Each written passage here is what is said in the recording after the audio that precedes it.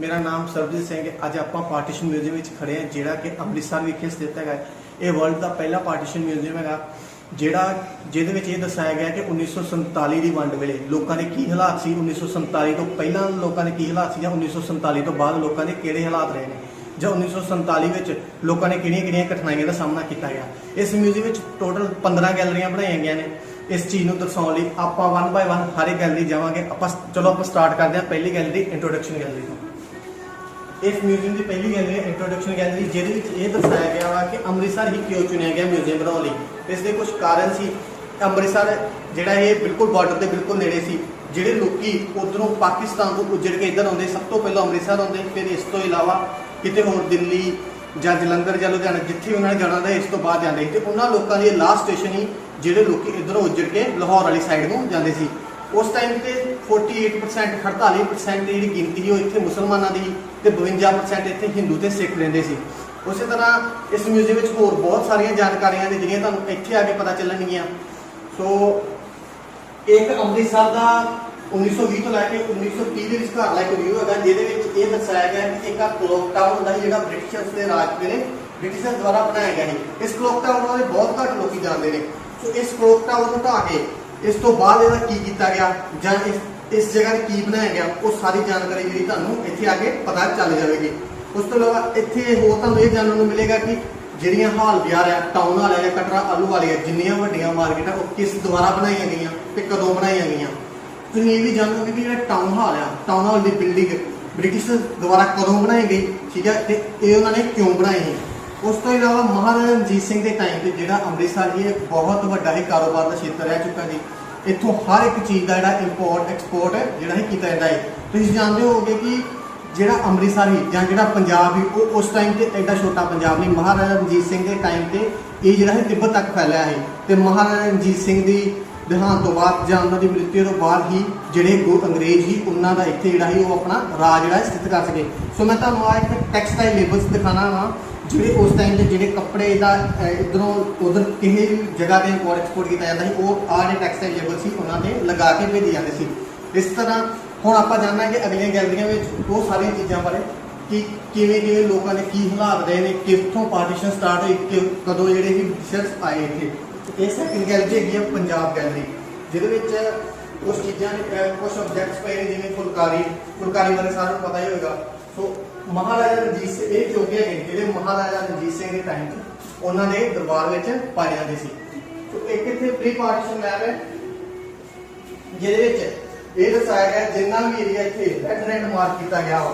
Pre partition lab मतलब कि अपने देश की वंड होने तो पहला का मैप तुसीं देख सकते जी कि अपना देश उस टाइम से कितना वड्डा सी। ये जिन्ना एरिया जो रेड रेड मार्क किया गया वा ये वो जगह वा जिथे सब तो ज्यादा जो अंग्रेजों ने राज वो किया।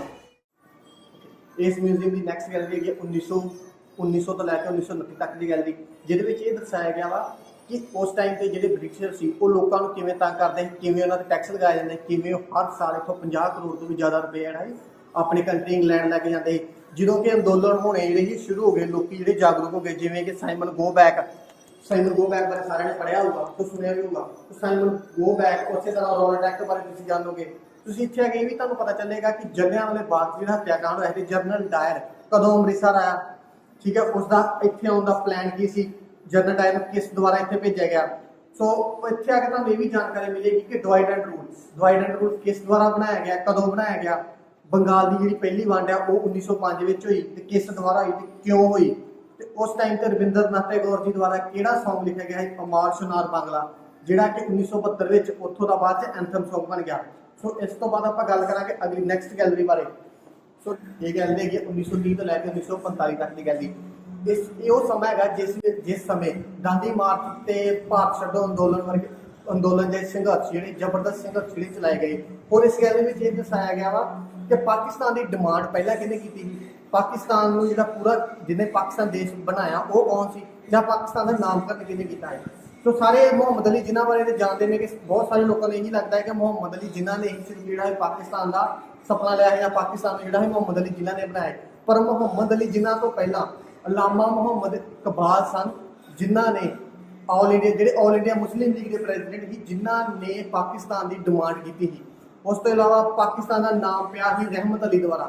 ਰਹਿਮਤ ਅਲੀ ਜੀ ਇੱਕ ਕੈਂਬਰਿਜ ਯੂਨੀਵਰਸਿਟੀ ਦੇ ਸਟੂਡੈਂਟ ਸੀ, ਜਿਨ੍ਹਾਂ ਨੇ ਪਾਕਿਸਤਾਨ ਦਾ ਨਾਮ ਜਿਹੜਾ ਪਾਕਿਸਤਾਨ ਨਾਮ ਦਾ ਮਤਲਬ ਜਿਹੜਾ ਪਾਕਿਸਤਾਨ ਬਣਾਇਆ। ਸੋ ਇੱਕ ਪਾਕਿਸਤਾਨ ਦੀ ਇੱਕ ਫੁੱਲ ਫਾਰਮ ਹੈ, ਜਿਹੜੀ ਤੁਸੀਂ ਇਸ ਮਿਊਜ਼ੀਅਮ ਵਿੱਚ ਜਦੋਂ ਵਿਜ਼ਿਟ ਕਰੋਗੇ ਤੁਹਾਨੂੰ ਪਤਾ ਚੱਲ ਜਾਏਗੀ ਕਿ ਇਸ ਦੀ ਜਿਹੜੀ ਫੁੱਲ ਫਾਰਮ ਹੈ ਉਹ ਕੀ ਹੈ। ਪਾਕਿਸਤਾਨ ਨਾਮ ਦੀ ਵੀ ਇੱਕ ਫੁੱਲ ਫਾਰਮ ਹੈਗੀ ਆ। ਸੋ ਇਸ ਤੋਂ ਇਲਾਵਾ ਇੱਥੇ ਇੱਕ ਜੇਲ੍ਹ ਦਾ ਸੈਂਪਲ ਬਣਾਇਆ ਗਿਆ ਵਾ, ਜਿਹਦੇ ਵਿੱਚ ਇਹ ਦਰਸਾਇਆ ਗਿਆ ਇਹ ਜਿਹੜਾ ਜੇਲ੍ਹ ਦਾ ਸੈਂਪਲ ਹੈ ਉਸ ਟਾਈਮ ਦੇ ਜਿਹੜੇ ਲੋਕੀ ਆਪਣੇ ਜਿਹੜੇ ਫਰੀडम फाइटर ਸੀ ਜਾਂ ਆਪਣੇ ਜਿਹੜੇ ਕੋਈ ਵੀ ਆਪਣੇ ਲੋਕੀ ਜਿਹੜੇ ਕਿਸੇ ਵੀ ਤਰ੍ਹਾਂ ਦੀ ਡਿਮਾਂਡ ਜਿਹੜੀ ਬਿਜ਼ਨਸ ਤੇ ਗਾੜੀ ਕਰਦੇ, ਕੋਈ ਵੀ ਚੀਜ਼ ਨੂੰ ਲੈ ਕੇ ਡਿਮਾਂਡ ਕਰਦੇ ਜਾਂ ਉਹਨਾਂ ਦਾ ਵਿਰੋਧ ਕਰਦੇ, ਸੋ ਉਹ ਉਹਨਾਂ ਨੂੰ ਬਿਨਾਂ ਕਿਸੇ ਪੁੱਛੇ ਕਿਸੇ ਇਸ ਤਰ੍ਹਾਂ ਦੀ ਜੇਲ੍ਹ ਵਿੱਚ ਜਿਹੜਾ ਸੁੱਟ ਦਿੰਦੇ ਸੀ। ਇਹਦੇ ਵਿੱਚ ਜਿਹੜਾ ਇੱਕ ਇਮੇਜ ਦਾ ਸਾਈਜ਼ ਦੇਖ ਸਕਦੇ ਜੀ ਕਿ ਇਸ ਵਿੱਚ ਜਿਹੜਾ ਇੱਕ ਆਦਮੀ ਆ ਉਹ ਚੰਗੀ ਤਰ੍ਹਾਂ ਜਿਹੜਾ ਲੰਮੇ ਵੀ ਨਹੀਂ ਪੈ ਸਕਦਾ। ਸੋ ਉਹ ਇਸ ਤਰ੍ਹਾਂ ਦੀ ਜਿਹੜੀਆਂ ਪਨਿਸ਼ਮੈਂਟਾਂ ਦਿੱਤੀਆਂ ਜਾਂਦੀਆਂ ਹੈ। ਬਹੁਤ ਸਾਰੀਆਂ ਲੇਡੀਜ਼ ਸੀ ਫਰੀडम फाइटर ਜਿਹੜੀਆਂ ਕਿ ਇਸ ਤਰ੍ਹਾਂ ਦੇ ਸੈੱਲ ਵਿੱਚ ਜੇਲ੍ਹ ਵਿੱਚ ਰਹੇ ਨੇ। 1946 ਦੀ ਗੈਲਰੀ ਡਿਫਰੈਂਸਸ ਗੈਲਰੀ, ਜਿਹਦੇ ਵਿੱਚ ਇਹ ਦਰਸਾਇਆ ਗਿਆ ਵਾ ਕਿ ਉਸ ਟਾਈਮ ਤੇ ਜਿਹੜੇ ਪੋਲੀਟੀਕਲ ਲੀਡਰ ਸੀ, ਜਿਹੜੇ ਆਪਣੇ ਲੀਡਰ ਸੀ, ਉਹਨਾਂ ਨੇ ਲੋਕਾਂ ਨੂੰ ਇੱਕ ਦੂਸਰੇ ਦੇ ਖਿਲਾਫ ਕਿਵੇਂ ਭੜਕਾਇਆ, ਇੱਕ ਦੂਸਰੇ ਦੇ ਜਾਤ ਪਾਤ ਦੇ, ਇੱਕ ਦੂਜੇ ਦੇ ਧਰਮ ਦੇ ਖਿਲਾਫ ਜਿਹੜਾ ਲੋਕਾਂ ਨੂੰ ਕਿਵੇਂ ਭੜਕਾਇਆ। ਜਿਹੜੇ ਦੰਗੇ ਸੀ ਉਹ ਕਲਕੱਤਾ ਵਿੱਚ ਕਿੰਨੇ ਕੁ ਵੱਧ ਗਏ ਕਿ ਜਿੱਥੇ ਕਿ ਰਿਪੋਰਟਾਂ ਆਉਣੀਆਂ ਸ਼ੁਰੂ ਹੋ ਗਈਆਂ ਸੀ ਕਿ ਕਲਕੱਤਾ ਵਿੱਚ ਕਿਸ ਜਗ੍ਹਾ ਤੇ 270 ਦੇ ਕਰੀਬ ਜਿਹੜੇ ਲੋਕੀ ਮਾਰੇ ਗਏ, ਕੋਈ ਜਗ੍ਹਾ 3000 ਦੇ ਕਰੀਬ। ਹਸਪੀਟਲਾਂ ਇਹੋ ਜਿਹੀਆਂ ਰਿਪੋਰਟਾਂ ਨੇ ਕਿ ਹਸਪੀਟਲਾਂ ਵਿੱਚ ਮਰੀਜ਼ਾਂ ਨੂੰ ਭਰਤੀ ਕਰਨ ਦੀ ਜਗ੍ਹਾ ਨਹੀਂ ਬਚੀ। ਹਸਪੀਟਲ ਜਿਹੜੇ ਪੂਰੇ ਮਰੀਜ਼ਾਂ ਨਾਲ ਹੀ ਫੁੱਲ ਹੋ ਚੁੱਕੇ। ਉਸ ਤੋਂ ਇਲਾਵਾ ਇੱਕ ਇੱਥੇ ਹੱਟ ਦਾ ਜਿਹੜਾ ਕਨਸੈਪਟ ਬਣਾਇਆ ਗਿਆ, ਜਿਹਦੇ ਵਿੱਚ ਗ੍ਰਾਫਿਕ ਇਮੇਜਸ ਨੇ, ਜਿਵੇਂ ਕਿ ਮੈਂ ਤੁਹਾਨੂੰ ਜਿਵੇਂ ਕਿ ਆ ਪਿਕਚਰ ਹੈ, ਜਿਹਦੇ ਵਿੱਚ ਇਹ ਦਰਸਾਇਆ ਗਿਆ ਵਾ ਕਿ ਉਸ ਟਾਈਮ 'ਤੇ ਲਾਸ਼ਾਂ ਦੇ ਹਾਲਾਤ ਕੀ ਸੀ। ਜਿਹੜੀਆਂ ਲਾਸ਼ਾਂ ਸੀ ਉਹਨਾਂ ਤੋਂ ਇੰਨੀ ਕੁ ਜ਼ਿਆਦਾ ਸਮੈਲ ਆਉਂਦੀ ਕਿ ਲੋਕਾਂ ਨੂੰ ਆਪਣੇ ਘਰਾਂ 'ਚੋਂ ਨਿਕਲਣ ਲਈ ਵੀ ਜਿਹੜੇ ਆਪਣੇ ਫੇਸ ਕਵਰ ਕਰਨੇ ਪੈਂਦੇ ਸੀ। ਇਸ ਤਰ੍ਹਾਂ ਆਪਾਂ ਚੱਲਦੇ ਹਾਂ ਨੈਕਸਟ ਗੈਲਰੀ ਵਿੱਚ। ਨੈਕਸਟ ਗੈਲਰੀ ਹੈਗੀ ਆ ਮਾਊਂਟਬੈਟਨ ਬਾਰੇ। ਇਹ ਗੈਲਰੀ ਹੈਗੀ ਆ ਮਾਊਂਟਬੈਟਨ ਬਾਰੇ। ਮਾਊਂਟਬੈਟਨ ਜਿਹੜੇ ਸੀ ਲਾਸਟ ਵਾਇਸਰੋਏ ਸੀ ਇੰਡੀਆ ਦੇ ਬ੍ਰਿਟਿਸ਼ਰਸ ਦੇ ਰਾਜ ਵਿੱਚ, ਜਿਨ੍ਹਾਂ ਦੇ ਹੱਥ ਵਿੱਚ ਸੀ ਸਾਰਾ ਇਸ ਦੇਸ਼ ਦੀ ਪਾਰਟੀਸ਼ਨ ਨੂੰ ਕਰਨਾ। ਉਹ ਜਦੋਂ ਪਹਿਲੀ ਵਾਰੀ ਇੱਥੇ ਆਏ, ਆਪਣੇ ਦੇਸ਼ ਦੇ ਲੀਡਰਸ ਨੂੰ ਮਿਲੇ, ਇੰਡੀਅਨ ਲੀਡਰਸ ਨੂੰ ਮਿਲੇ, ਉਹਨਾਂ ਨੇ ਇਹ ਰਾਉਂਡ ਟੇਬਲ ਕਾਨਫਰੰਸ ਮੀਟਿੰਗਸ ਕੀਤੀਆਂ ਇਸ ਤਰ੍ਹਾਂ ਦੀਆਂ। ਸੋ ਜਿਹਦੇ ਵਿੱਚ ਇਸ ਦੇਸ਼ ਦੀ ਪਾਰਟੀਸ਼ਨ ਨੂੰ ਲੈ ਕੇ ਪਲਾਨ ਸ਼ੋ ਕੀਤੇ ਗਏ ਤੇ ਆਪਣੇ ਜਿਹੜੇ ਹਿੰਦੂ, ਮੁਸਲਿਮ ਤੇ ਸਿੱਖ ਨੇ ਕਿਵੇਂ ਪਲਾਨ ਐਕਸੈਪਟ ਕੀਤੇ, ਸਾਰੀਆਂ ਜਿਹੜੀਆਂ ਮੀਟਿੰਗਸ ਨੇ ਉਹ ਇਸ ਗੈਲਰੀ ਵਿੱਚ ਸ਼ੋ ਕੀਤੀਆਂ ਗਈਆਂ ਨੇ। ਸੋ ਆਪਾਂ ਚੱਲਦੇ ਹਾਂ ਨੈਕਸਟ ਗੈਲਰੀ ਵਿੱਚ। ਨੈਕਸਟ ਗੈਲਰੀ ਹੈਗੀ ਆ ਬਾਉਂਡਰੀ ਕਮਿਸ਼ਨ ਗੈਲਰੀ। ਓਕੇ, ਇਹ ਗੈਲਰੀ ਹੈਗੀ ਆ ਬਾਉਂਡਰੀ ਕਮਿਸ਼ਨ ਗੈਲਰੀ, ਜਿਸ ਵਿੱਚ ਇਹ ਦਰਸਾਇਆ ਗਿਆ ਵਾ ਕਿ ਮਾਊਂਟਬੈਟਨ ਦੁਆਰਾ ਸਿਰੇ ਰੈਡਕਲਿਫ ਨੂੰ ਚੁਣਿਆ ਗਿਆ ਸੀ ਇਸ ਦੇਸ਼ ਦੀ ਪਾਰਟੀਸ਼ਨ ਨੂੰ ਕਰਨ, ਜਿਹੜੇ ਕਿ ਉਸ ਟਾਈਮ ਦੇ ਲੰਡਨ ਦੇ ਜਿਹੜੇ ਟੌਪ ਦੇ ਐਡਵੋਕੇਟ ਸੀ। ਉਹਨਾਂ ਨੂੰ ਸਿਰਫ ਇਸ ਚੀਜ਼ ਕਰਕੇ ਚੁਣਿਆ ਗਿਆ ਸੀ, ਉਹਨਾਂ ਨੇ ਇੱਕ ਸਾਂਝੇ ਬੰਦੇ ਦੇ ਤੌਰ ਤੇ ਚੁਣਿਆ ਗਿਆ, ਜਿਹਨੂੰ ਆਪਾਂ ਸਾਂਝਾ ਬੰਦਾ ਕਹਿ ਸਕਦੇ ਹਾਂ ਕਿ ਕੋਈ ਕੱਲ ਨੂੰ ਇਹ ਨਾ ਕਵੇ ਕਿ ਸਾਡੇ ਨਾਲ ਜਿਹੜਾ ਵਾ ਧੱਕਾ ਹੋਇਆ ਵਾ ਜਾਂ ਸਾਡੇ ਨਾਲ ਜਿਹੜਾ ਪੱਖਪਾਤ ਕੀਤਾ ਗਿਆ, ਸਾਨੂੰ ਆਹ ਚੀਜ਼ਾਂ ਚਾਹੀਦੀਆਂ, ਸਾਨੂੰ ਆਹ ਜਿਹੜੇ ਰਾਜ ਸਾਨੂੰ ਚਾਹੀਦੇ ਸੀ। ਇਸ ਕਰਕੇ ਸੀਰੀਅਲ ਰੈਡਕਲਿਫ ਨੂੰ ਚੁਣਿਆ ਗਿਆ ਹੈ। ਤੇ ਸੀਰੀਅਲ ਰੈਡਕਲਿਫ ਨੇ ਸਭ ਤੋਂ ਪਹਿਲਾਂ ਆਪਣੇ ਦੇਸ਼ ਦੇ ਜਿਹੜੇ ਮੈਪ ਦੀ ਵੰਡ ਕੀਤੀ ਆ। ਸੋ ਮੈਂ ਤੁਹਾਨੂੰ ਇੱਕ ਮੈਪ ਦਿਖਾਣਾ ਵਾ। ਇਹ ਜਿਹੜਾ ਮੈਪ ਹੈਗਾ ਸੀਰੀਅਲ ਰੈਡਕਲਿਫ ਦੁਆਰਾ ਵੰਡਿਆ ਗਿਆ ਸੀ, ਜਿਹਦੇ ਵਿੱਚ ਇਹ ਰੈੱਡ ਲਾਈਨ ਆ, ਇਹ ਸਰ ਰੈਡਕਲਿਫ ਦੁਆਰਾ ਖਿੱਚੀ ਗਈ, ਜਿਹਨੂੰ ਅੱਜ ਵੀ ਬਾਰਡਰ ਤੇ ਰੈਡਕਲਿਫ ਲਾਈਨ ਕਿਹਾ ਜਾਂਦਾ ਵਾ। ਉਸ ਤੋਂ ਇਲਾਵਾ ਸਭ ਤੋਂ ਪਹਿਲਾਂ ਜਿਹੜਾ ਸੀਰੀਅਲ ਰੈਡਕਲਿਫ ਜੀ ਨੇ ਮੈਪ ਤੇ ਲਾਈਨ ਖਿੱਚੀ ਗਈ, ਉਹ ਇੱਕ ਹੋਰ ਮੈਪ ਹੈਗਾ ਵਾ, ਜਿਹਦੇ ਵਿੱਚ ਉਹ ਮੈਪ ਦੀ ਲਾਈਨ ਕਿਉਂ ਮਿਟਾ ਦਿੱਤੀ ਗਈ। ਜਦੋਂ ਤੁਸੀਂ ਇਸ ਮਿਊਜ਼ੀਅਮ ਵਿੱਚ ਵਿਜ਼ਿਟ ਕਰੋਗੇ ਤੁਹਾਨੂੰ ਉਸ ਬਾਰੇ ਪਤਾ ਚੱਲੇਗਾ ਕਿ ਪਹਿਲੀ ਜਿਹੜੀ ਲਾਈਨ ਰੈਡਕਲਿਫ ਦੁਆਰਾ ਖਿੱਚੀ ਗਈ ਉਸ ਨੂੰ ਮਿਟਾਉਣ ਦੇ ਜਿਹੜੇ ਕਾਰਨ ਸੀ ਉਹ ਕੀ ਹੈਗੇ ਸੀ। ਤੁਸੀਂ ਇੱਥੇ ਅੱਗੇ ਵੀ ਜਾਣੋਗੇ ਕਿ ਜਰਨਲਿਸਟ ਕੁਲਦੀਪ ਨਈਅਰ ਦੁਆਰਾ, ਜਿਹੜੇ ਜਰਨਲਿਸਟ ਕੁਲਦੀਪ ਨਈਅਰ ਜਿਨ੍ਹਾਂ ਦੁਆਰਾ ਰੈਡਕਲਿਫ ਦੀ ਇੰਟਰਵਿਊ ਲਈ ਗਈ ਤੇ ਰੈਡਕਲਿਫ ਨੇ ਉਹਦੇ ਵਿੱਚ ਇਸ ਦੇਸ਼ ਦੀ ਪਾਰਟੀਸ਼ਨ ਨੂੰ ਲੈ ਕੇ ਕਿਹੜੇ ਬਿਆਨ ਦਿੱਤੇ ਸੀ। ਇਹ ਗੱਲ ਨਹੀਂ ਹੈ ਇੰਡੀਪੈਂਡੈਂਸ ਡੇ, ਕਿ ਜਦੋਂ ਆਪਣਾ ਦੇਸ਼ ਜਿਹੜਾ ਆਜ਼ਾਦ ਹੋ ਗਿਆ ਹੈ ਉਸ ਦੀ ਸੈਲੀਬ੍ਰੇਸ਼ਨ ਜਿਹੜੀ ਲੋਕਾਂ ਨੇ ਕਿਵੇਂ ਕੀਤੀ। ਦਿੱਲੀ ਵਿਖੇ ਜਿਹੜੇ ਮਾਊਂਟਬੈਟਨ ਨੇ ਉਹਨਾਂ ਦੀ ਵਾਈਫ ਨੇ, ਪੰਡਿਤ ਜਵਾਹਰ ਲਾਲ ਨਹਿਰੂ ਜੀ ਨੇ।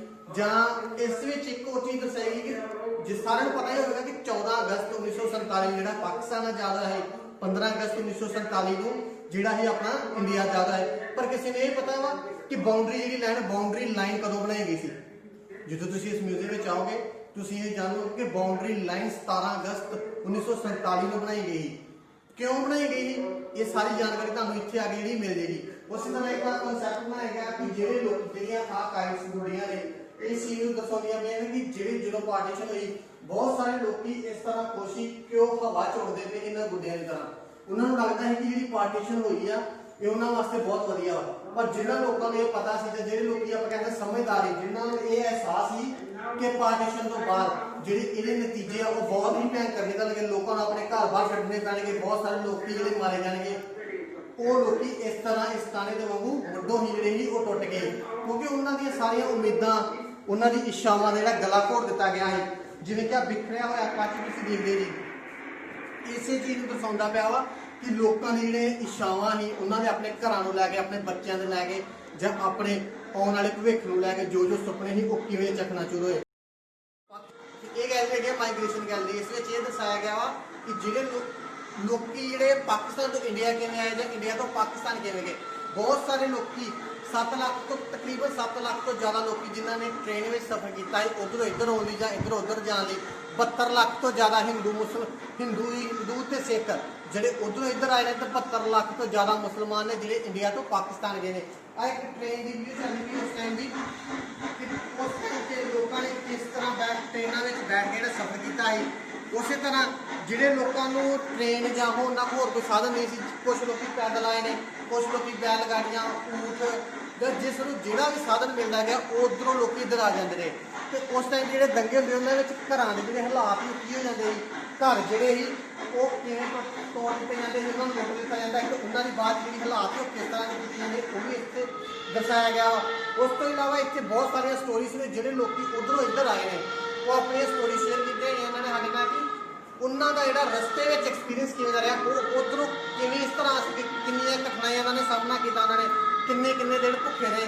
ਇਸੇ ਤਰ੍ਹਾਂ ਇੱਥੇ ਬਹੁਤ ਸਾਰੀਆਂ ਸਟੋਰੀਆਂ ਨੇ, ਜਿਵੇਂ ਕਿ ਇੱਕ ਆ ਸਟੋਰੀ ਟੀਨ ਬਾਕਸ ਦੀ ਹੈ। ਸੁਦਰਸ਼ਨਾ ਕੁਮਾਰੀ ਜੀ ਜਿਹੜੇ ਕਿ ਉਸ ਟਾਈਮ 'ਤੇ ਸਿਰਫ 8 ਸਾਲ ਦੇ ਸੀ, ਉਹ ਇਸ ਟੀਨ ਬਾਕਸ ਨੂੰ ਇੱਕ ਜਲਦੀ ਹੋਈ ਕੋਠੀ 'ਚੋਂ ਕਿਵੇਂ ਬਚਾ ਕੇ ਇੱਧਰ ਲਿਆ ਕੇ ਆ ਸਕੇ। ਠੀਕ ਹੈ, ਸੋ ਆਪਾਂ ਹੁਣ ਗੱਲ ਕਰਦੇ ਹਾਂ ਨੈਕਸਟ ਗੈਲਰੀ ਬਾਰੇ। ਨੈਕਸਟ ਗੈਲਰੀ ਦੀ ਡਿਵੀਜ਼ਨ ਦੀ ਇਹ ਗੈਲਰੀ ਹੈ ਡਿਵੀਜ਼ਨ ਗੈਲਰੀ ਵੰਡ ਦੀ ਗੈਲਰੀ, ਜਿਸ ਵਿੱਚ ਇਹ ਦਰਸਾਇਆ ਗਿਆ ਕਿ ਉਸ ਟਾਈਮ 'ਤੇ ਲੋਕਾਂ ਜਿਹੜੀ ਵੰਡ ਆ ਉਹ ਆਪਣੇ ਦੇਸ਼ ਦੀ ਵੰਡ ਤੇ ਹੋ ਚੁੱਕੀ, ਪਰ ਹੁਣ ਕਿਸ ਚੀਜ਼ ਦੀ ਵੰਡ, ਹਰ ਉਸ ਚੀਜ਼ ਦੀ ਵੰਡ, ਹਰ ਉਸ ਦਿਨ ਤਿਉਹਾਰ ਦੀ ਵੰਡ, ਜਾਂ ਹਰ ਇੱਕ ਆਪਣਾ ਕਲਚਰ ਸੱਭਿਆਚਾਰ ਜਿਹੜੀ ਚੀਜ਼ ਤੇ ਸਾਰਿਆਂ ਲੋਕਾਂ ਦਾ, ਤਿੰਨੇ ਕਮਿਊਨਿਟੀਆਂ ਦਾ ਜਿਹੜਾ ਹੀ ਬਰਾਬਰ ਦਾ ਹੱਕ ਸੀ, ਉਹਨਾਂ ਨੂੰ ਕਿਵੇਂ ਵੰਡਿਆ ਗਿਆ, ਕਿਹੜੀ ਚੀਜ਼ਾਂ ਵੰਡੀਆਂ ਗਈਆਂ। ਉਸ ਟਾਈਮ ਤੇ ਔਰਤਾਂ ਦੇ ਹਾਲਾਤ ਕੀ ਸੀ। ਇੱਕ ਖੂਹ ਦਾ ਸੈਂਪਲ ਬਣਾਇਆ ਗਿਆ ਜਿਹਦੇ ਵਿੱਚ ਇਹ ਦਰਸਾਉਣ ਲਈ ਬਣਾਇਆ ਗਿਆ ਕਿ ਉਸ ਟਾਈਮ ਜਿਹੜੀਆਂ ਔਰਤਾਂ ਨੇ ਉਹਨਾਂ ਨੇ ਆਪਣੀ ਇੱਜ਼ਤ ਬਚਾਉਣ ਲਈ ਬਹੁਤ ਸਾਰੇ ਖੂਹਾਂ ਵਿੱਚ ਕਿਵੇਂ ਛਾਲਾਂ ਮਾਰੀਆਂ, ਜਾਂ ਬਹੁਤ ਸਾਰੀਆਂ ਲੜਕੀਆਂ ਨੂੰ ਉਹਨਾਂ ਦੇ ਮਾਪਿਓ ਦੁਆਰਾ ਕਿਵੇਂ ਖੂਹ ਵਿੱਚ ਸੁੱਟ ਦਿੱਤਾ ਗਿਆ, ਜਾਂ ਪਾਕਿਸਤਾਨ ਤੋਂ ਕਿੰਨੀਆਂ ਔਰਤਾਂ ਜਿਹੜੀਆਂ ਇਹ ਮਾੜਾ ਸਲੂਕ ਕਰਨ ਤੋਂ ਬਾਅਦ ਇੱਧਰ ਭੇਜੀਆਂ ਗਈਆਂ, ਜਾਂ ਇੱਧਰੋਂ ਜਿਹੜੀਆਂ ਔਰਤਾਂ ਸੀ ਜਿਨ੍ਹਾਂ ਨਾਲ ਦੁਰਵਿਵਹਾਰ ਕਰਨ ਤੋਂ ਬਾਅਦ ਇੱਧਰੋਂ ਜਿਹੜੀਆਂ ਉੱਧਰ ਕਿਵੇਂ ਸੈਂਡ ਕੀਤੀਆਂ ਗਈਆਂ। ਆਪਣੇ ਜਿਹੜੇ ਧਾਰਮਿਕ ਸਥਾਨ ਆ, ਕਿਹੜੇ ਧਾਰਮਿਕ ਸਥਾਨ ਜਿਹੜੇ ਉੱਧਰ ਰਹਿ ਗਏ ਨੇ, ਨਨਕਾਣਾ ਸਾਹਿਬ ਹੋ ਗਿਆ, ਜਿੱਦਾਂ ਕਟਾਸ ਮੰਦਰ ਆ। ਸੋ ਜੈਨ ਧਰਮ ਦੇ ਲੋਕੀ ਕਿਵੇਂ ਆਪਣੀਆਂ ਮੂਰਤੀਆਂ ਇੱਧਰ ਲੈ ਗਏ। ਜਿਹਦੀ ਇੱਕ ਲਾਇਬ੍ਰੇਰੀ, ਇੱਥੋਂ ਤੱਕ ਕਿ ਇੱਕ ਲਾਇਬ੍ਰੇਰੀ ਦੇ ਵੀ ਉਸ ਟਾਈਮ ਤੇ 2 ਟੁਕੜੇ ਕੀਤੇ ਗਏ। ਇੱਕ ਲਾਇਬ੍ਰੇਰੀ ਹੀ ਜਿਹੜੀ ਕਿ ਇਸ ਟਾਈਮ ਤੇ ਅੱਜ ਅੱਧੀ ਇੰਡੀਆ 'ਚ ਆ, ਅੱਧੀ ਪਾਕਿਸਤਾਨ ਵਿੱਚ ਆ। ਇਹ ਹਰ ਉਸ ਚੀਜ਼ ਨੂੰ ਵੰਡਿਆ ਗਿਆ। ਆਪਣੀਆਂ ਗੇਮਸ, ਪਲੇਅਰ ਉੱਧਰ ਚਲੇ ਗਏ, ਗੇਮਾਂ ਦੇ ਫਰਕ ਪੈ ਗਿਆ। ਇਸ ਤਰ੍ਹਾਂ ਰੇਲਵੇ ਟਰੈਕ ਵੰਡੇ ਗਏ, ਇੰਡੀਅਨ ਆਰਮੀ ਵੰਡੀ ਗਈ। ਬਹੁਤ ਸਾਰੇ ਮੁਸਲਮਾਨ ਜਿਹੜੇ ਇੰਡੀਅਨ ਆਰਮੀ 'ਚ ਭਰਤੀ ਉਹ ਉੱਧਰ ਚਲੇ ਗਏ, ਆਰਮੀ ਟੁੱਟ ਗਈ। ਜਿਹਦੇ ਵਿੱਚ ਇਹ ਦਰਸਾਇਆ ਗਿਆ ਕਿ ਕਿਵੇਂ ਆਪਣੇ ਲੀਡਰਸ ਦੁਆਰਾ ਕੁਛ ਆਪਣੇ ਜਿਹੜੇ ਹੀ ਲੀਡਰਸ ਦੁਆਰਾ ਜਿਹੜਾ ਆਪਣੇ ਦੇਸ਼ ਨੂੰ ਕਿਵੇਂ ਇੱਕ ਦੇਸ਼ ਨੂੰ 2 ਹਿੱਸੇ ਉਹਦੇ ਕਿਸ ਤਰ੍ਹਾਂ ਉਸ ਤੇ ਆਰੀ ਚਲਾ ਕੇ ਉਸ 2 ਹਿੱਸੇ ਕੀਤੇ ਗਏ। ਜਿਸ ਵਿੱਚ ਇਹ ਦਰਸਾਇਆ ਗਿਆ ਕਿ ਜਿਹੜੇ ਲੋਕੀ ਉੱਧਰੋਂ ਉੱਜੜ ਕੇ ਇੱਧਰ ਆਏ ਉਹਨਾਂ ਦਾ ਜਿਹੜਾ ਗੌਰਮੈਂਟ ਦੁਆਰਾ ਉਹਨਾਂ ਨੂੰ ਕਿਹੜੀਆਂ ਸਹੂਲਤਾਂ ਮਿਲੀਆਂ, ਜੋ ਉਹਨਾਂ ਨੂੰ ਕਿਹੜੀਆਂ ਕਠਿਨਾਈਆਂ ਦਾ ਸਾਹਮਣਾ ਕਰਨਾ ਪਿਆ। ਇੱਥੇ ਇੱਕ ਚੀਜ਼ ਇਹ ਜਿਹੜਾ ਹੈਗਾ ਵਾ ਉਸ ਟਾਈਮ ਦਾ ਰਜਿਸਟ੍ਰੇਸ਼ਨ ਕਾਰਡ ਹੈਗਾ ਕਿ ਉਸ ਟਾਈਮ ਤੇ ਇੱਕ ਪਰਿਵਾਰ ਦਾ ਪੂਰਾ ਰਜਿਸਟ੍ਰੇਸ਼ਨ ਕਾਰਡ ਬਣਾ ਦਿੱਤਾ ਜਾਂਦਾ ਹੈ ਕਿ ਤੁਸੀਂ ਹੁਣ ਜਿਹੜੇ ਇੰਡੀਆ ਦੇ ਵਸਨੀਕ ਹੋ ਗਏ, ਜਿਵੇਂ ਅੱਜ ਕੱਲ੍ਹ ਸਾਡੇ ਕੋਲ ਆਧਾਰ ਕਾਰਡ, ਵੋਟਰ ID ਜਾਂ ਹੋਰ ਬਹੁਤ ਸਾਰੇ ਪ੍ਰੂਫ ਨੇ। ਸੋ ਉਸ ਟਾਈਮ ਤੇ ਸਿਰਫ ਇੱਕ ਕਾਰਡ ਬਣਾ ਕੇ ਦਿੱਤਾ ਜਾਂਦਾ ਹੈ। ਗੌਰਮੈਂਟ ਵੱਲੋਂ ਅਲੱਗ-ਅਲੱਗ ਜਗ੍ਹਾ ਤੇ ਜਿਹੜੀ ਕੈਂਪ ਲਗਾਏ ਗਏ। ਉਸ ਤੋਂ ਇਲਾਵਾ ਵੀ ਫਿਰ ਵੀ 100 ਵਿੱਚੋਂ ਸਿਰਫ 8 ਤੋਂ 10% ਲੋਕਾਂ ਨੂੰ ਉਸ ਟਾਈਮ ਤੇ ਜਿਹੜੇ ਟੈਂਟ ਪ੍ਰੋਵਾਈਡ ਹੋ ਸਕੇ। ਉਹ ਟੈਂਟਾਂ ਦਾ ਜਿਹੜਾ ਸਾਈਜ਼ ਸੀ, ਜਿਹੜੇ ਕੈਂਪ ਉਸ ਟਾਈਮ ਤੇ ਪ੍ਰੋਵਾਈਡ ਹੋ ਸਕੇ, ਉਹ ਬਿਲਕੁਲ ਇਸੇ ਸਾਈਜ਼ ਦੇ ਹੁੰਦੇ ਸੀ। ਇਸ ਦੇ ਵਿੱਚ ਹੀ ਇੱਕ ਕੈਂਪ ਵਿੱਚ 2-2 ਫੈਮਲੀਆਂ ਨੂੰ ਐਡਜਸਟ ਕਰਨਾ ਪੈਂਦਾ। ਇੱਕ ਕੈਂਪ ਵਿੱਚ 2-2 ਫੈਮਲੀਆਂ ਜਿਹੜੀਆਂ ਰਹਿੰਦੀਆਂ ਗੌਰਮੈਂਟ ਵੱਲੋਂ ਜਾਂ ਜਿਹੜੇ ਲੋਕੀ ਇੰਡੀਆ ਦੇ ਜਿਹੜੇ ਇੱਥੇ ਰਹਿੰਦੇ ਉਹਨਾਂ ਵੱਲੋਂ ਉਹਨਾਂ ਨੂੰ ਰਾਸ਼ਨ ਦਿੱਤਾ ਜਾਂਦਾ ਹੈ। ਬਹੁਤ ਸਾਰਿਆਂ ਨੂੰ ਬਾਜਰਾ, ਮੱਕੀ, ਜੋ ਵੀ ਗੌਰਮੈਂਟ ਮਿਲੇ ਉਹੀ ਉਹਨਾਂ ਨੂੰ ਬਣਾਉਣਾ ਪੈਂਦਾ ਹੈ। ਸੋ ਇਸੇ ਤਰ੍ਹਾਂ ਜਿਹੜੇ ਇੱਧਰ ਗਲਾਸ ਕੇਸ ਲੱਗੇ ਹੋਏ ਨੇ, ਸੋ ਉਹਨਾਂ ਵਿੱਚ ਜਿਹੜਾ ਸਮਾਨ ਹੈ, ਜਿਹੜੇ ਲੋਕੀ ਉੱਧਰੋਂ ਇੱਧਰ ਆਏ ਉਹ ਕਿਵੇਂ ਕਿਹੜਾ ਸਮਾਨ ਲੈ ਕੇ ਆ ਸਕੇ, ਇਹਨਾਂ ਸਮਾਨਾਂ ਦੀ ਕੀ ਸਟੋਰੀਜ਼ ਨੇ, ਉਹ ਸਾਰਾ ਜਿਹੜੀ ਜਾਣਕਾਰੀ ਤੁਹਾਨੂੰ ਇਸ ਮਿਊਜ਼ੀਅਮ ਵਿੱਚ ਆ ਕੇ ਇੱਥੇ ਆ ਕੇ ਹੀ ਪਤਾ ਚੱਲੇਗੀ। ਕਿਹੜੇ ਲੋਕੀ ਜਿਹੜੇ ਬਹੁਤ ਸਾਰੇ ਲੋਕੀ ਜਿਹੜੇ ਲਾਪਤਾ ਹੋ ਗਏ, ਬਹੁਤ ਸਾਰੇ ਲੋਕਾਂ ਦੇ ਜਿਹੜੇ ਮਾਂ ਪਿਓ ਜਾਂ ਕਿਸੇ ਦਾ ਕੋਈ ਬੱਚਾ ਜਾਂ ਕਿਸੇ ਦਾ ਦਾਦਾ ਪੜਦਾਦਾ ਜਿਨ੍ਹਾਂ ਦੀ ਹਜੇ ਤੱਕ ਕੋਈ 10 ਤੁੱਕ, ਜਿਹਨੂੰ ਆਪਾਂ ਕਹਿੰਦੇ 10 ਤੁੱਕ ਨਹੀਂ ਪਈ, ਉਹਨਾਂ ਵੱਲੋਂ ਗੌਰਮੈਂਟ ਨੂੰ ਬਹੁਤ ਸਾਰੀਆਂ ਚਿੱਠੀਆਂ ਲਿਖੀਆਂ ਗਈਆਂ, ਪਰ ਜਿਨ੍ਹਾਂ ਦਾ ਕਦੇ ਵੀ ਕੋਈ ਵੀ ਜਵਾਬ ਨਹੀਂ ਆਇਆ। ਸੋ ਇਸ ਤਰ੍ਹਾਂ ਦੀ ਇੱਥੇ ਬਹੁਤ ਸਾਰੀਆਂ ਸਟੋਰੀਜ਼ ਨੇ ਕਿ ਲੋਕੀ ਉੱਧਰੋਂ ਇੱਧਰ ਕਿਵੇਂ ਆਏ, ਉਹਨਾਂ ਨੇ ਰਸਤੇ ਵਿੱਚ ਕਿਹੜੀਆਂ ਕਠਿਨਾਈਆਂ ਦਾ ਸਾਹਮਣਾ ਕੀਤਾ, ਇੱਥੇ ਆ ਕੇ ਕਿਹੜੀਆਂ ਕਠਿਨਾਈਆਂ ਦਾ ਸਾਹਮਣਾ ਕੀਤਾ। ਤੇ ਬਹੁਤ ਸਾਰੇ ਲੋਕੀ ਇਹੋ ਜਿਹੇ ਨੇ ਜਿਹੜੇ ਉੱਧਰੋਂ ਇੱਧਰ ਆਏ, ਉਹਨਾਂ ਨੇ ਕਠਿਨਾਈਆਂ ਦਾ ਸਾਹਮਣਾ ਕੀਤਾ ਤੇ ਉਹ ਅੱਜ ਸਕਸੈਸਫੁਲ। ਜਿਵੇਂ ਕਿ ਹੀਰੋ ਸਾਈਕਲ ਦੇ ਓਨਰ ਬ੍ਰਿਜ ਮੋਹਨ ਲਾਲ ਜੀ ਬਾਰੇ, ਹੀਰੋ ਸਾਈਕਲ ਬਾਰੇ ਸਾਰਿਆਂ ਨੇ ਸੁਣਿਆ ਹੋਊਗਾ, ਠੀਕ ਹੈ, ਪੜਿਆ, ਸਾਰੇ ਜਾਣਦੇ ਨੇ ਹੀਰੋ ਸਾਈਕਲ ਬਾਰੇ, ਹੀਰੋ ਮੋਟਰਸਾਈਕਲ ਬਾਰੇ। ਪਰ ਕੋਈ ਇਹ ਜਾਣਦਾ ਕਿ ਉਹਨਾਂ ਦੀ ਜਰਨੀ ਕੀ ਸੀ, ਉਹ ਪਾਕਿਸਤਾਨ ਤੋਂ ਇੱਧਰ ਕਿਵੇਂ ਆਏ, ਇੱਥੇ ਆ ਕੇ ਉਹਨਾਂ ਨੇ ਆਪਣੀ ਜਿਹੜੀ ਸਾਈਕਲ ਦੀ ਜਿਹੜੀ ਦੁਕਾਨ, ਸਾਈਕਲ ਪਾਰਟ ਦੀ ਦੁਕਾਨ ਕਿਵੇਂ ਖੋਲੀ, ਕਿ ਜਿਹੜੀ ਕਿਹੜੀਆਂ ਕਠਿਨਾਈਆਂ ਦਾ ਉਹਨਾਂ ਨੇ ਸਾਹਮਣਾ ਕੀਤਾ, ਤੇ ਉਹ ਇੱਧਰੋਂ ਉੱਧਰੋਂ ਉੱਜੜ ਕੇ ਇੱਧਰ ਆ ਕੇ ਕਿਵੇਂ ਜਿਹੜੀ ਸਕਸੈਸਫੁਲ ਅੱਜ ਬਿਜ਼ਨਸਮੈਨ ਬਣੇ ਨੇ, ਜਿਨ੍ਹਾਂ ਨੂੰ ਅੱਜ ਸਾਰਾ ਦੇਸ਼ ਜਾਣਦਾ ਹੈ। ਇਸ ਮਿਊਜ਼ੀਅਮ ਦੀ ਲਾਸਟ ਗੈਲਰੀ ਹੈ ਹੋਪ ਗੈਲਰੀ। ਹੋਪ ਯਾਨੀ ਕਿ ਉਮੀਦ ਦੀ ਗੈਲਰੀ। ਉਮੀਦ ਕਦੇ ਵੀ ਇੱਕ ਤਰ੍ਹਾਂ ਦੀ ਨਹੀਂ ਹੁੰਦੀ। ਸੋ ਜਿਹੜੇ ਲੋਕੀ ਉੱਧਰੋਂ ਇੱਧਰ ਉੱਜੜ ਕੇ ਆਏ, ਜਿੰਨੇ ਲੋਕਾਂ ਨੇ ਆਪਣੀ ਉਮੀਦ ਨਹੀਂ ਛੱਡੀ, ਆਪਣਾ ਹੌਸਲਾ ਨਹੀਂ ਛੱਡਿਆ, ਅੱਜ ਕਿਸੇ ਮੁਕਾਮ ਤੇ ਨੇ। ਜਿਵੇਂ ਤੁਸੀਂ ਬ੍ਰਿਜ ਮੋਹਨ ਲਾਲ ਜੀ ਬਾਰੇ ਸੁਣਿਆ, ਹੀਰੋ ਸਾਈਕਲ ਬਾਰੇ, ਉਸ ਤਰ੍ਹਾਂ ਮਿਲਖਾ ਸਿੰਘ ਜੀ, ਜਿਨ੍ਹਾਂ ਨੂੰ ਮਿਲਖਾ ਸਿੰਘ ਜੀ ਨੂੰ ਸਾਰੇ ਜਾਣਦੇ ਨੇ, ਫਲਾਈਂਗ ਸਿੱਖ, ਠੀਕ ਹੈ। ਉਸੇ ਤਰ੍ਹਾਂ ਮਨਮੋਹਨ ਸਿੰਘ ਜੀ, ਧਰਮਪਾਲ ਗੁਲਾਟੀ ਜੀ, ਜਿਹੜੇ ਕਿ MBH ਦੇ ਓਨਰ ਨੇ, ਉਹ ਉੱਧਰੋਂ ਇੱਧਰ ਆਏ, ਠੀਕ ਹੈ, ਸਿਆਲਕੋਟ ਦੇ ਰਹਿਣ ਵਾਲੇ ਨੇ। ਉਹਨਾਂ ਨੇ ਇੱਧਰ ਆ ਕੇ ਕਿਵੇਂ ਆਪਣਾ MBH ਦਾ ਐਡਾ ਤਗੜਾ ਕਾਰੋਬਾਰ ਜਿਹੜਾ ਆਪਾਂ ਕਹਿੰਦੇ ਸਥਾਪਿਤ ਕੀਤਾ, ਕਿਹੜੇ ਕਠਿਨਾਈਆਂ ਦਾ ਸਾਹਮਣਾ ਕੀਤਾ, ਕਿਵੇਂ ਇਹਨਾਂ ਨੇ ਦਿਹਾੜੀਆਂ ਲਾਈਆਂ, ਮਿਹਨਤ ਮਜ਼ਦੂਰੀ ਕੀਤੀ। ਮਿਲਖਾ ਸਿੰਘ ਜੀ ਨੇ ਕਿਹੜੀਆਂ ਕਠਿਨਾਈਆਂ ਦਾ ਸਾਹਮਣਾ ਕੀਤਾ ਕਿ ਅੱਜ ਉਹ ਕਿਸੇ ਮੁਕਾਮ ਤੇ ਨੇ ਕਿ ਸਾਰਾ ਦੇਸ਼ ਜਿਹੜਾ ਵਾ ਉਹਨਾਂ ਨੂੰ ਜਾਣਦਾ ਵਾ। ਇਸੇ ਤਰ੍ਹਾਂ ਇਸ ਮਿਊਜ਼ੀਅਮ ਵਿੱਚ ਇੱਕ ਨਵੀਂ ਹੋਪ, ਇਸ ਦੇਸ਼ ਵਿੱਚ ਇੱਕ ਨਵੀਂ ਹੋਪ ਦੇਖਣ ਨੂੰ ਮਿਲੀ। ਉਮੀਦ ਕਰਤਾਰਪੁਰ ਕੋਰੀਡੋਰ, ਉਸ ਦਾ ਇੱਕ ਕਨਸੈਪਟ ਬਣਾਇਆ ਗਿਆ ਵਾ ਕਿ ਕਰਤਾਰਪੁਰ ਕੋਰੀਡੋਰ ਜਿਹੜਾ ਖੁੱਲਿਆ ਵਾ, ਇਸ ਤੋਂ ਲੋਕਾਂ ਨੂੰ ਬਹੁਤ ਸਾਰੀਆਂ ਉਮੀਦਾਂ ਨੇ ਕਿ ਸ਼ਾਇਦ ਹੁਣ ਹੀ ਲੋਕੀ ਜਿਹੜੇ ਹੀ ਇੱਕ ਦੂਜੇ ਨੂੰ ਜਾਤ ਪਾਤ ਨੂੰ ਜਾਂ ਧਰਮ ਨੂੰ ਲੈ ਕੇ ਭੁੱਲ ਕੇ, ਜਾਂ ਦੋ ਦੇਸ਼ਾਂ ਨੂੰ ਭੁੱਲ ਕੇ ਇੱਕ ਸਾਥ ਇਕੱਠੇ ਹੋ ਕੇ ਫਿਰ ਤੋਂ ਮਿਲ ਵਰਤਣ ਲੱਗ ਪੈਣਾ। ਜਿਵੇਂ ਕਿ ਕਰਤਾਰਪੁਰ ਬਾਰੇ ਸਾਨੂੰ ਪਤਾ ਕਿ ਕਰਤਾਰਪੁਰ ਸਾਹਿਬ ਜਿਹੜਾ ਵਾ ਉਹ ਪਾਕਿਸਤਾਨ ਵਿੱਚ ਆ। ਹੁਣੇ ਹੀ 2019 ਵਿੱਚ ਉਸ ਦਾ ਜਿਹੜਾ ਲਾਂਘਾ ਜਿਹੜਾ ਖੋਲ੍ਹ ਦਿੱਤਾ, ਕਰਤਾਰਪੁਰ ਕੋਰੀਡੋਰ ਖੁੱਲ ਚੁੱਕਾ ਵਾ, ਤੇ ਇੰਡੀਆ ਦੇ ਜਿਹੜੇ ਬਹੁਤ ਸਾਰੇ ਲੋਕੀ ਜਿਹੜੇ ਆ ਉਹ ਮੱਥਾ ਟੇਕਣ ਜਾਂ ਉੱਧਰ ਕਰਤਾਰਪੁਰ ਤੱਕ ਜਾ ਸਕਦੇ ਨੇ। ਸੋ ਲੋਕਾਂ ਨੂੰ ਬਹੁਤ ਸਾਰੀਆਂ ਉਮੀਦਾਂ ਜਾਗੀਆਂ ਨੇ। ਇਸੇ ਤਰ੍ਹਾਂ ਜਿਹੜੇ ਲੋਕੀ ਪਾਰਟੀਸ਼ਨ ਤੋਂ ਬਾਅਦ ਜਿਨ੍ਹਾਂ ਨੂੰ ਮੌਕਾ ਮਿਲਿਆ ਉੱਧਰ ਜਾਣ ਦਾ, ਪਾਕਿਸਤਾਨ ਜਾਣ ਦਾ, ਜਿੱਧਰ ਜਾ ਕੇ ਉਹਨਾਂ ਦਾ ਜਿਹੜਾ ਸੁਆਗਤ ਹੈ ਚੰਗੀ ਤਰ੍ਹਾਂ ਕੀਤਾ ਗਿਆ, ਉਹਨਾਂ ਨੂੰ ਜਿਹੜਾ ਬਹੁਤ ਪ੍ਰੇਮ ਸਤਿਕਾਰ ਮਿਲਿਆ, ਉਹਨਾਂ ਦੀਆਂ ਬਹੁਤ ਸਾਰੀਆਂ ਸਟੋਰੀਜ਼ ਨੇ। ਇਹਨਾਂ ਜਿਹੜੀਆਂ ਮੋਨੀਟਰਸ ਚੱਲਦੇ ਪਏ ਨੇ, LCDs ਚੱਲਦੀਆਂ ਪਈਆਂ ਨੇ, ਇਹਨਾਂ ਵਿੱਚ ਉਹਨਾਂ ਲੋਕਾਂ ਦੀਆਂ ਸਟੋਰੀਜ਼ ਨੇ ਜਿਹੜੇ ਲੋਕੀ ਉੱਧਰ ਗਏ, ਪਾਕਿਸਤਾਨ ਗਏ ਪਾਰਟੀਸ਼ਨ ਤੋਂ ਬਾਅਦ, ਤੇ ਉਹਨਾਂ ਦਾ ਉੱਧਰ ਜਾ ਕੇ ਸਵਾਗਤ ਕੀਤਾ ਗਿਆ। ਸੋ ਕਿਵੇਂ ਜਿਵੇਂ ਕਿ ਸ਼ਨਕਨਾ ਵਾ, ਜਾਂ ਉੱਧਰੋਂ ਉਹ ਲੋਕੀ ਕਿਹੜਾ ਸਮਾਨ ਇੱਧਰੋਂ ਉੱਧਰ ਜਾਣ ਤੋਂ ਬਾਅਦ ਕਿਹੜਾ ਆਪਣੇ ਬਜ਼ੁਰਗਾਂ ਦਾ ਸਮਾਨ ਜਿਹੜਾ ਲੈ ਕੇ ਆਏ। ਕਿਵੇਂ ਸ਼ਨਕਨੇ ਵਿੱਚ ਇੱਕ ਲੇਡੀ ਦੇ ਦਾਦਾ ਜੀ ਨੇ ਇੱਕ ਮਰੀਜ਼ ਨੂੰ ਜਿਹੜੀਆਂ ਮੈਡੀਸਿਨ ਭੇਜੀ, ਤੇ ਕਿਵੇਂ ਉਹ ਲੇਡੀ ਜਿਹੜਾ ਵਾ ਉਹ ਸ਼ਨਕਨਾ ਉੱਧਰੋਂ ਇੱਧਰ ਲੈ ਕੇ ਆਏ। ਸੋ ਲਾਸਟ ਚੀਜ਼ ਹੈ ਟ੍ਰੀ ਆਫ ਹੋਪ। ਇੱਕ ਕਨਸੈਪਟ ਬਣਾਇਆ ਗਿਆ ਕਿ ਜਿਹੜੇ ਵਿਜ਼ਿਟਰਸ ਇੱਥੇ ਆਉਂਦੇ ਨੇ, ਉਹ ਆਪਣੀ ਫੀਲਿੰਗਸ, ਉਹਨਾਂ ਨੂੰ ਇੱਥੇ ਆ ਕੇ ਕੀ ਸਿੱਖਣ ਨੂੰ ਮਿਲਿਆ, ਕੀ ਜਾਣਨ ਨੂੰ ਮਿਲਿਆ, ਜਾਂ ਉਹਨਾਂ ਨੂੰ ਪਾਰਟੀਸ਼ਨ ਨੂੰ ਲੈ ਕੇ ਕੀ ਵਿਚਾਰ ਨੇ, ਉਹ ਇੱਕ ਲੀਫ ਤੇ ਲਿਖ ਕੇ ਇੱਥੇ ਜਿਹੜਾ ਵਾ ਉਹ ਲਗਾ ਕੇ ਰੱਖਦੇ।